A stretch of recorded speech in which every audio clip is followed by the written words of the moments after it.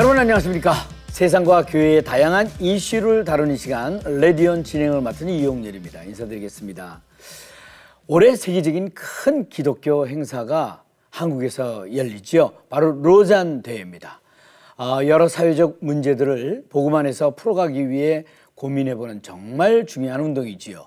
그래서 레디온이 계속해서 그 소식을 전해드리고 있습니다만, 오늘 기독교는 지금에서는 로잔 대회를 통해 우리가 배울 그리스도의 정신은 무엇인지 한번 알아보도록 하겠습니다. 또 요즘 말이죠. 어딜 가나 인성이 중요한 시대가 되었습니다. 인성을 따지는 것은 그만큼 문제가 있다는 것이고 인성교육이 필요해진 시대라는 얘기가 아닐까 싶은데요. 그래서 오늘 온전한 인터뷰에서는 전문가를 초대해서 자녀들의 인성교육에 관한 궁금증과 방법에 대해서 한번 이야기 들어보도록 하겠습니다. 자, 그럼 먼저 한 주간의 교육 뉴스 정리해드리겠습니다. 뉴스 이슈 국민일보의 최기영 기자 자리했습니다. 어서 오세요. 네, 안녕하세요. 반갑습니다. 국민일보 최기영입니다. 네, 자 오늘 전해주실 소식은요. 네, 오늘은 최근 SNS 상에서 뜨거운 관심을 받고 있는 한 챌린지 영상에 대한 이야기로 시작해 보려고 합니다. 네. 이 영상 속에 해시태그에 달린 키워드가요. 네. 캐치캐시입니다. 캐치캐시. 네, 이 영상에 현금 10,000원짜리나 50,000원짜리를 고이 접어서 스티커 뒤에 몰래 숨겨서 여기가 어디일까요? 하면서 이렇게 붙여놓습니다. 네. 그 영상에 있는 장소가 어딘지 아는 사람은 빨리 가서 떼어내면 그 돈은 자기 것이 되는 겁니다. 네.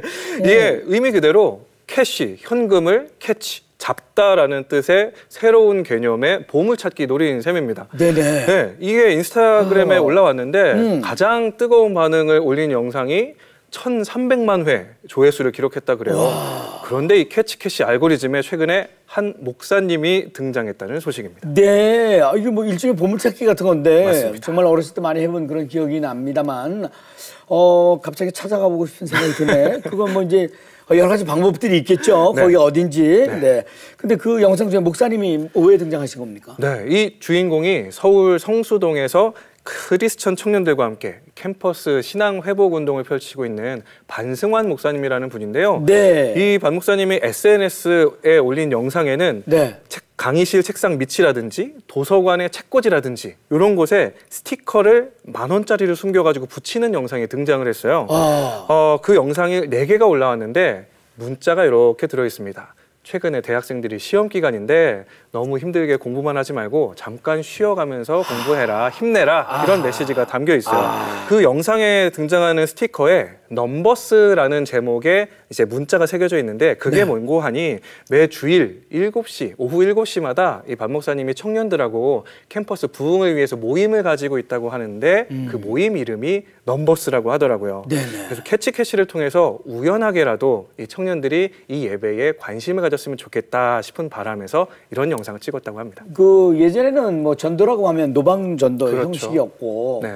청소년이나 그 청년들은 이제 문학의 밤 같은 행사를 통해서 맞아요. 이제 전도 많이 했는데 지금은 정말 상상을 뛰어넘는 그런 방식들인 그렇습니다. 것 같고 색다른 방식의 전도들이 막 등장하고 있는 거예요. 맞아요. 이 반 목사님 SNS에 찾아가 보니까 또 다른 방식들이 올려져 있었는데 일명 홍대 불금 전도라는 게 눈에 띄더라고요. 네네. 들어가 봤더니 그야말로 젊은이들이 홍대 밤거리에 많이들 쏟아져 나오지 않습니까? 거기서 전도를 하는 거죠. 그래서 불금 전도인데 방식이 독특합니다. 네. 캠핑 의자를 2개를 이렇게 갖다 놓고 그 앞에서 달고나를 만드는 거예요. 그래서 달고나를 만들어서 무료로 나눠주면서 이거 만드는 동안 대화를 나누는 거죠. 네네. 그러면서 이제 넘버스에 대해서 소개하기도 하고요.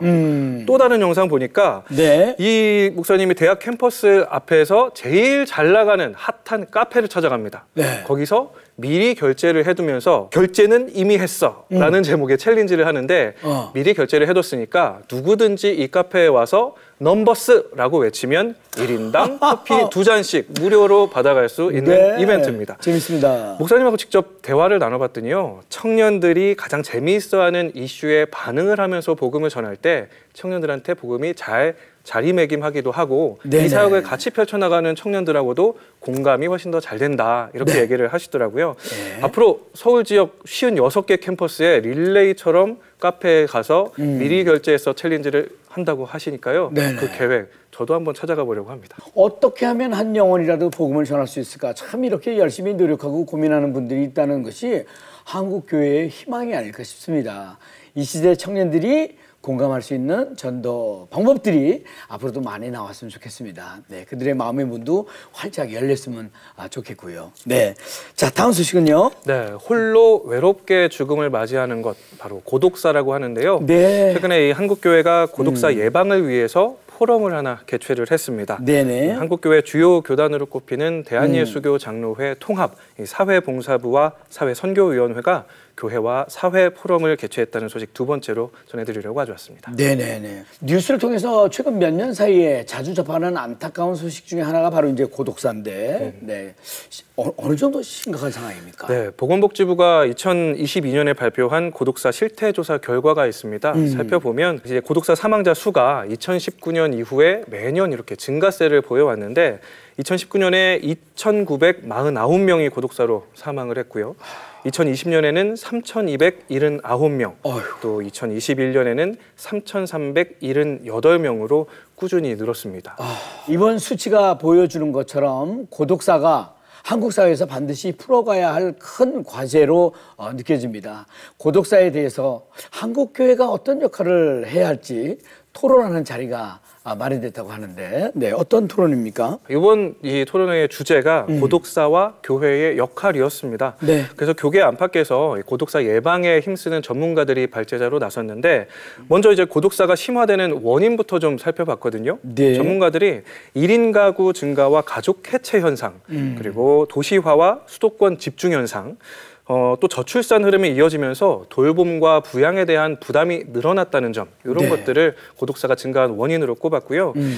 이어서 전문가들이 정부의 고독사 대응 정책에 발맞춰서 지자체와 한국교회가 연대해 나간다면 분명히 고독사는 예방 가능한 것이다라고 입을 모았습니다. 네네. 눈에 띄었던 분이 있었어요. 이날 발제자 중에 고독사라든지 자살, 또 화재 사고 현장에서 사망을 한 그런 현장을 복구하는 특수 청소업체 대표가 발제를 했는데, 네. 이 업체 대표가 그러더라고요. 1인 가구 증가 그리고 정서적인 고립이 고독사의 중요한 원인이 되는 만큼 우리나라에서 실질적으로 이 공동체라고 불릴 수 있는 유일한 곳, 바로 교회가 주축이 되어서 고립된 이웃에게 마음을 전할 수 있다면 분명히 희망이 있다, 이렇게 말씀을 하시더라고요. 네네. 아유, 잘 알겠습니다. 쓸쓸하게 홀로 생을 마친다는 것은 참으로 안타까운 일입니다. 몸도 마음도 홀로 있는 분들이 곳곳에 많이 있을 텐데 누군가 항상 곁에 있다는 것을 한국교회가 전해줄 수 있었으면 합니다. 네, 최기현 기자 대단히 감사합니다. 수고하셨습니다. 네, 감사합니다. 네. 자, 이어지는 단신 뉴스 보시고요. 다음 출연자 만나보시겠습니다.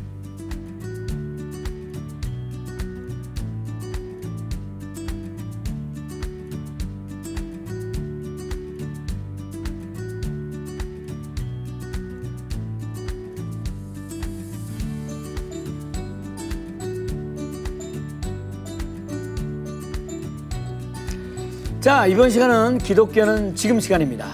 한국로잔위원회 총무이신 서울신학대학교의 최형근 교수님을 초대해서 로잔 운동의 정신인 HIS, 즉 예수님께서 걸어가신 그의 길을 따른다는 그런 주제로 겸손함, 정직함, 단순함과 검소함에 대해서 구체적으로 알아보도록 하겠습니다. 네, 어서 오세요 교수님. 안녕하세요. 안녕하세요. 네. 반갑습니다. 네. 네. 서울신학대학교에서 선교학을 가르치고 한국로잔위원회 총무를 맡고 있는 최형근 교수입니다. 반갑습니다. 네, 로잔 운동의 정신이 겸손함, 정직함, 그리고 단순함과 검소함이라고 이제 소개를 이렇게 드렸는데, 이 정신은 어디서 어떻게 시작된 건지 듣고 싶습니다. 이 로잔의 정신은 로잔 운동 50년 동안에 면면이 흘렸던 그러한 내용이긴 하지만은 이 용어가 나온 그 배경은 제3차 로잔 대회, 케이프타운 대회에서 신학위원장인 크리스토퍼 라이트 박사님께서 이제 마지막 날에 주제 강연을 하실 때 하나님의 백성인 교회와 모든 그리스도인들이 예수 그리스도의 길을 따라가야지 이 세상 안에서 온전하게 복음을 증거할 수 있다라고 그렇게 이야기를 했습니다. 이 내용은 에베소서를 중심으로 7번에 걸쳐서 예수님의 길을 따라가야 된다. 그리고 따르지 말아야 될 길이 무엇인가에 대해서 사도 바울이 에베소 교인들에게 보낸 편지 가운데 잘 나타나 있습니다. 우리가 구별된 인류, 하나님의 백성으로서 어떻게 예수님을 따를 것인가. 그 가운데에서 우상 숭배와 연관된 문제인데 첫 번째는 성적 우상 숭배를 버리고 네. 사랑으로 그리스도의 길을 따라간다. 두 번째는 권력의 우상 숭배를 버려야 된다. 그리고 성공의 우상 숭배를 버려야 된다. 그리고 탐욕의 우상 숭배를 버리고 겸손함과 그리고 정직함과 청렴함과 단순하고 검소한 삶을 살아가야 된다라고 하는 이 이야기를 했습니다. 그래서 여기에서부터 로잔의 정신이 나오게 되었습니다. 네네. 그렇다면 지난 그 50년 동안 한국교회에 어떤 역할을 이 로잔 운동이 해왔을지 네, 궁금한데 설명 좀 부탁합니다. 예, 로잔 운동을 시작한 두 인물이 네. 예, 빌리 그레함 목사님과 네. 또 영국의 존 스타트 목사님이십니다. 네네. 빌리 그레함 목사님은 1950년대에서부터 빌리 그레함 전도협회를 세우셔서 전 세계적으로 복음을 증거하는 데 열정을 가지셨던 분이고 네네. 그다음에 또 한 분은 존 스타트 목사님이신데 이 존 스타트 목사님은 우리가 잘 아는 대로 2009년도에 저희가 3차 로잔 대회를 앞두고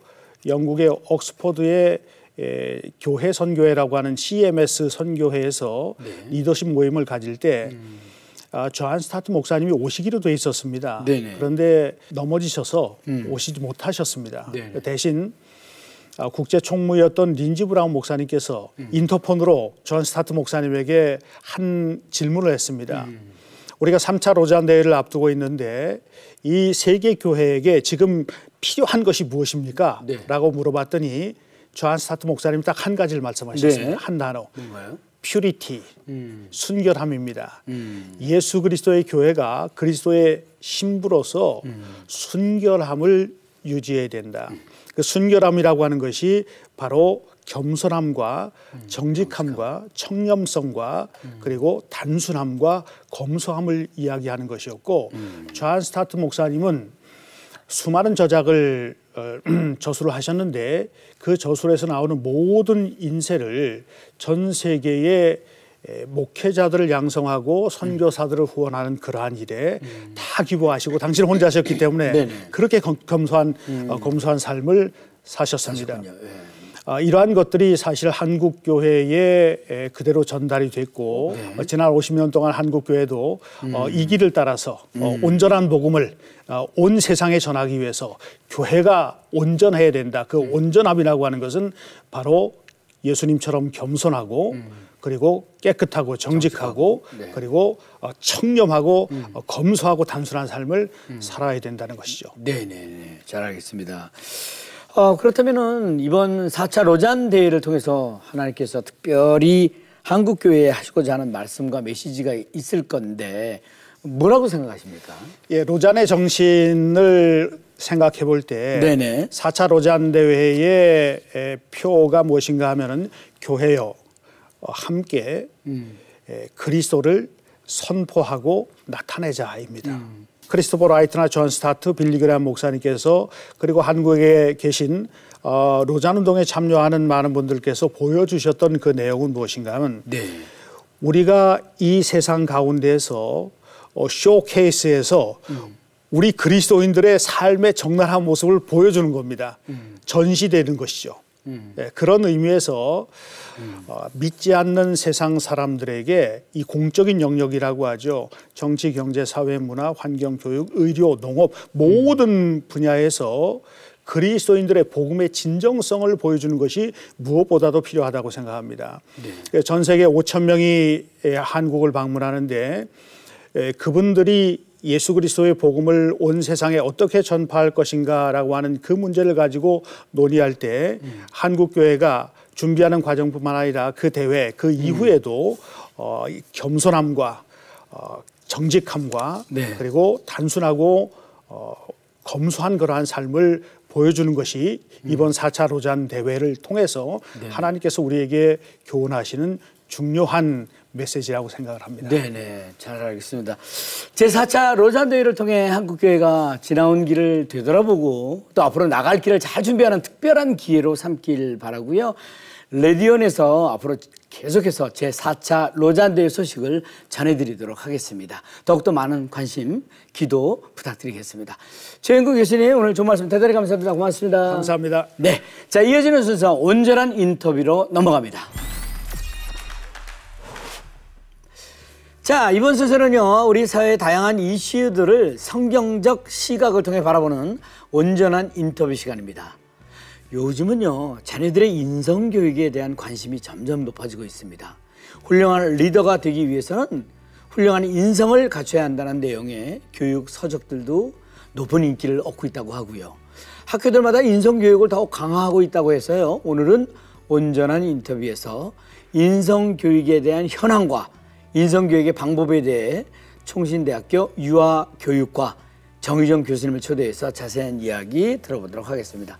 안녕하세요. 어서 오세요. 네, 안녕하세요. 네. 총신대학교 유아교육과 정의정 교수입니다. 네네. 요즘 학교 네. 등의 교육기관뿐만 아니라 각종 매체를 통해서도 자녀들의 인성교육에 대해서 강조를 많이 하고 있습니다. 네, 네. 그 이유에 대해서 어떻게 생각하십니까? 네. 일단 지속적으로 발생하는 다양한 그런 사회적 이슈, 네. 학교 폭력이나 교권 침해 등과 관련이 있습니다. 학교 폭력은 아시는 것처럼 저희 학교 일상으로 지금 깊숙이 들어와 있는 상황이고요. 네네. 사실 교권 침해는 일전에 발생한 그 서희초 교사 사망 사건과 같은 학부모 갑질에 의한 그런 교권 침해도 있지만 네. 사실 학생에 의한 교권 침해도 굉장히 심각한 상황입니다. 네네. 구체적인 통계를 보면 초등학생의 경우에는 한 68% 정도, 그리고 중고등학교 학생의 경우에는 95% 이상이 학생에 의한 그런 교권 침해입니다. 구체적인 사례를 보면 선생님을 모욕하거나 그다음에 명예훼손 같은 경우가 굉장히 많이 발생하고 있고요. 상해 폭행도, 그다음에 성적 굴욕감이나 그다음에 혐오감을 주는 그런 행위들도 나타나고 있습니다. 네네. 최근 촉법 소년에 대한 문제도 굉장히 뜨거운 논란으로 이어지고 그렇죠. 있습니다. 네, 그래서 연령 하향한 문제로 인해서 많은 그런 이슈들이 발생하고 있는데 정말 10년 새에 그런 촉법 소년들의 범죄가 굉장히 증가한 것으로 나타나 있습니다. 네네네. 이렇게 이제 어린 연령의 학생들 자녀들이 이렇게 심각한 그런 범죄에 노출되는 경우가 많이 있기 때문에 지금 계속해서 그런 인성 교육에 대한 강조들이 중요성들이 지금 제시되고 있는 것 같습니다. 네네. 네. 유치원에서부터 초, 중학교, 고등학교마다 인성 교육이 이루어지고 있다고 하는데 네네. 이런 것들이 어떻게 이루어지고 있는지 혹시 설명해 줄 수 있는지요? 네. 공공교육기관에서 이런 인성교육을 공식적으로 시작한 시점은 2015년 인성교육진흥법이 제정된 이후입니다. 혹시 들어보셨는지 모르시겠어요. 네네. 근데 이게 세계에서 최초로 우리나라에서 제정된 법입니다. 아, 그래요? 네네. 그래서 이제 그 이후부터 이제 각급 학교에서는 인성교육을 실시해야 하고 네. 그다음에 이것을 의무적으로 이제 교육청이나 교육부에 보고해야 하는 그런 상황들이 이제 저희 나라에 있었습니다. 네네. 이후에도 지금 현재 이제 유치원에서는 기본생활습관 형성이나 또 인성 관련 그런 덕목들을 중심으로 이제 활동을 통해서 인성교육을 지금 실시하고 있고요. 초중고에서는 학교 폭력 예방 교육, 그다음에 세계 시민 교육과 같은 그런 교과내에서의 어떤 강의, 그다음에 학생 자치 활동, 그다음에 동아리 활동, 봉사 활동, 그다음에 체육이나 그다음에 독서 활동 등을 통해서 지금 인성 교육이 이루어지고 있는 상황입니다. 그런데 이제 문제는 인성 교육의 효과입니다. 사실 2015년에 이 법이 시작된 이후에 인성교육이 시작이 되었는데 지금 2024년이잖아요. 근 10년 새에 정말 인성교육이 더 좋아졌는가? 네네. 만약에 좋아졌다면 제가 이 자리에 나오지 않았을까라는 생각이 듭니다. 그래요? 네, 그러니까 여전히 인성교육이 참 심각한 그런 상황이 있다라고 볼 수가 있겠습니다. 그래도 안 하셨을 때보다는 조금이라도 나아진 건 아니겠습니까? 그렇다고 안 할 수는 없는 그렇죠. 부분이기도 하고. 그러니까 안 할 수는 없지만 했는데 효과가 있다라고 하면 그 범죄의 어떤 건수나 그런 양상들이 조금 완화되거나 줄었어야 하는데 사실은 범죄의 양상이나 날이나 건수가 더 증가한 상황이기 때문에 네네. 저희가 인성교육에 대해서 다시 한번 좀 고민을 할 필요가 있다라고 생각이 듭니다. 그렇군요. 네. 이 인성교육이 너무 중요하지만 우리 기독교인으로서 더욱 생각해야 할 점이 있을 거라고 생각이 되는데요. 어떻습니까? 네, 맞습니다. 사실 인성교육은 하나님을 믿는 사람이나 그다음에 믿지 않는 사람이나 모두 보편적으로 받아야 하는 그런 필수 교육이라고 할 수가 있습니다. 네네. 사람이 사람답게 되는 도리를 익히는 것은 사실 사회 구성원으로서의 어떤 기본 책무라고 할 수가 있습니다. 네네. 다만 기독교인과 또 비기독교인이 받아야 하는 그런 인성교육의 차이는 그 방향성이 다르다라는 그런 점에 있습니다. 다시 말하면 인성교육을 통해서 우리가 어디로 나아가야 하는가? 이게 이제 기독교인으로서 물어야 하는 그런 질문이 될 수가 있습니다. 네네. 당연히 우리는 어디로 나아가야 하는가? 하나님께로 나아가야 합니다. 그래서 하나님을 믿는 사람은 일반적인 인성교육이 아닌 성경적인 인성교육을 받아야 할 필요가 있습니다. 네네. 네. 그럼 성경적 인성교육 말씀하셨는데 그게 네네. 뭔지 또 어떤 내용이 네. 다뤄지는지 조금만 구체적으로 네네. 부탁합니다. 사실 성경적 인성교육은 일반적인 인성교육과 목표나 그다음에 과정 그리고 내용에 있어서 조금 차이가 있습니다. 네네. 먼저 목표에 있어서 차이를 말씀을 드리면 성경적 인성교육은 인성교육의 목표와 기준이 하나님께 있다는 것입니다. 네네. 그래서 하나님이 기뻐하시는 사람, 그다음에 하나님이 원하시는 모습으로 우리의 인성이 변화되는 것을 말하고 있습니다. 네네. 사실 지금 우리가 인본주의에 기반한 그런 교육들이 진행이 되고 있는데요. 그러한 교육들은 어떤 바람직한 덕목을 교육한다 하더라도 사실은 그게 인간의 기본적인 권리를 앞서지 못합니다. 그러니까 예를 들면 배려와 헌신이라는 덕목이 너무 귀한 가치잖아요. 네. 그렇지만 만약에 일반적인 교육에서는 이 배려와 헌신이 개인의 행복이나 자유를 침해한다라고 하면 절대 그것을 넘어서지를 못합니다. 그러니까 이렇게 교육을 하다 보면 사실 일반 교육은 그 목표가 자기를 사랑하는 것으로 귀결될 수밖에 없습니다. 그러나 성경적인 인성교육은 하나님을 신뢰하는 것에 전제를 둡니다. 그리고 인간의 본성이 악하다라는 것을 인정하기 때문에 사실은 기본적으로 인간이 본능적으로 원하는 것을 그냥 그대로 수용하기보다는 하나님의 말씀, 그다음에 하나님의 뜻에 따라 조정하고 조절을 하는 것입니다. 예를 들어서 아까 그 배려와 헌신을 말씀을 드렸는데요. 사실 이 덕목을 가지고 나갈 때 사실은 쉽지 않잖아요. 그렇지만 우리는 예수님이 그러셨던 것처럼 네. 자기 희생을 통해서 이러한 개인의 행복이나 자유보다는 이 배려와 헌신으로 나아가는 것입니다. 사실은 가족을 늘 사랑해야 되고 항상 사랑해야 되는 것이 당연하지만 가족을 늘 사랑하는데도 사실은 하나님을 의지하지 않고 하나님의 도우심이 없다면 이게 힘든 일이 그렇죠. 될 것입니다. 네, 그래서 이 성경적인 인성교육은 이러한 어떤 하나님을 의지하는 것에 굉장히 큰 의미가 있다라고 볼 수가 있겠습니다. 네네네. 그리고 과정에서도 차이가 있습니다. 네. 성경적 인성교육은 사실은 내가 그것을 할 수 있는가 혹은 할 수 없는가를 생각합니다. 그러니까 자기의 능력을 의지하게 됩니다. 그렇지만 성경적 인성교육은 내가 이것을 할 수 있는가 내가 이것을 할 수 없는가를 생각하는 게 아니고요. 해야 하는 것을 생각해야 되거든요. 네네. 그러니까 인간의 본성이 참 타락하고 또 연약한 존재이기 때문에 우리는 하나님을 의지할 수밖에 없습니다. 그래서 네네. 그 과정에서도 하나님을 의지하는 것이 굉장히 중요하다라고 볼 수가 있겠습니다. 네. 참 여러 가지 말씀을 많이 해주셨는데 그 아이들에게 성경적 인성교육에 대해서 지도하는 것도 중요하지만 네. 그에 앞서서 부모님들이 먼저 공부를 해야 하지 않을까 하는 생각도 해보게 되는데 네. 부모님들이 성경적 인성교육에 대해서 공부할 수 있는 어떤 방법이라든가 네. 소개가 있으면 좀 이렇게 알려주시기 바라겠습니다. 네, 맞습니다. 말씀하신 것처럼 사실 부모님들께서 먼저 공부하시는 것이 필요합니다. 네네. 자녀의 인성은 결국 부모가 이끄는 방향으로 가게 되어 있습니다. 네, 그래서 최근 그 서울시 교육청에서 네. 분석한 그 인성교육 관련 요구 분석을 살펴보면 우리 학생들, 우리 자녀들의 인성에서 가장 문제가 무엇인가? 라는 그런 질문이 있었습니다. 네. 그 질문에 대해서 사실 많은 선생님들이 뭐라고 답을 했냐면 네. 가정에서의 어떤 기본 생활 습관의 형성의 부족이다. 이게 가장 큰 문제다라고 대답을 했습니다. 저는 굉장히 의미 있는 답변이라고 생각을 합니다. 그 손흥민 선수의 아버님께서 굉장히 많은 명언을 하셨더라고요. 그중에서 제가 기억나는 것을 말씀을 드리면 매일 반복의 힘을 말씀하셨어요. 그러니까 손흥민 선수가 기본기를 갖추는 데만 7년이 걸렸다고 합니다. 네네네. 근데 그것을 7년 동안 하루도 빠짐없이 계속하게 하는, 매일 반복하는 그 힘을 이야기를 하셨고, 네. 또 어떤 이야기를 하셨냐면 부모가 먼저 솔선수범을 하지 않으면 자녀에게 그런 삶을 살게 할 수 없다는 거예요. 그래서 솔선수범하는 그런 삶을 이야기했고, 네, 네.